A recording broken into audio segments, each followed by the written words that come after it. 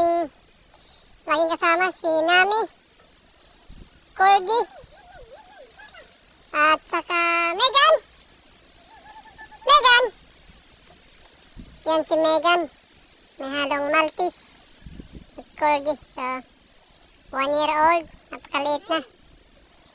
Napakaliit kasi 1 year old na yan. Anak nitong aking brown.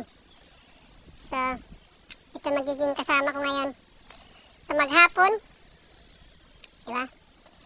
Guys, hintay na lang ako kung kailan yan magiging pwede nang kainin. Diba? Ang hirap sa probinsya pala. Pag wala kang tanim, wala ka talagang makakain. Ano? Okay lang kahit walang pera. Ang importante, may fresh food. Diba? Yan ang importante ngayon. So ito na yung nalinis ko. Yan. Tun. Linis na yan. Pwede na siyang lagyan ng kahit na ano, livestock, mga manok, kung ano-ano pa. Kasi medyo malinis na. So, kailangan ko lang itong mga dahon na nagkakahulog. So, sisiparate ko. Tapos, linisin.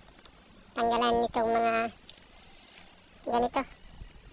Mga maliliit na kuwan. Yan. So, pag malinis na yan, ready na ito. Tapos, hanggang doon yan. Hanggang dulo. Medyo malaki pa ito lilinisan ko kasi hanggang doon pa yan. Yun. Doon sa pinakadulo. So, ito na yung mga aso ko. Yan. Nagsisorbe na. Actually, yung mga aso ko na yan, hindi yan pang bukid. Aso na yan, mga ano yan eh. Mga pang city lang kasi maliliit, maiksi ang mga paa. Pero, okay na rin dahil medyo ano sila, alerto. So, yan, yung isa kong aso. May halaw din yan. Kaso pandak. Kasi ang nanay niyan, ito, Corgi, napaka-iksi.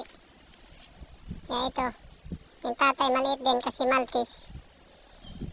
Tapos yung nanay din maiksi at sobrang liit. Kaya ganun lang siya kalaki. Ewan ko kung lalaki pa yung aso na yan. Parang hindi na ata. Yan. So, yan guys, nilinis ko nung nakaraan. Doon. So, kailangan ko pang linisin yan hanggang doon. So, yung mangga na itinanim ko nung nakaraan. Yan. Mangga na yung tubo niya. Mangga yan. Ito naman yung mangustin. Tubo na rin. Kaya nagsusurvive kahit pa paano summer. Nalalay lang sa tubig. Didiligan ko.